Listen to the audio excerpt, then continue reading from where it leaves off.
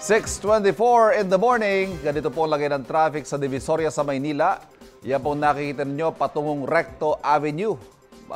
Hindi naman ganyang kasikip ang dali ng traffic kung nakikita natin sa mga oras ito. May mga nakapila lang na mga jeep na nag-aantay ng mga pasahero. Sitwasyon naman sa EDSA Kamuning, ayan, mabigat na po ang dali ng trapiko sa southbound lane. Yan po yung nakikita ninyo, pila ng mga sasakyan sa gawing kanan. Patungo po yan ng southbound Makati. Yan ang dadaanan ninyo kung tutungo kayo ng Makati CBD. Yung opposite lane, patungo naman po yan ng Monumento, gumagalaw. Maluwag pa naman sa mga oras ito.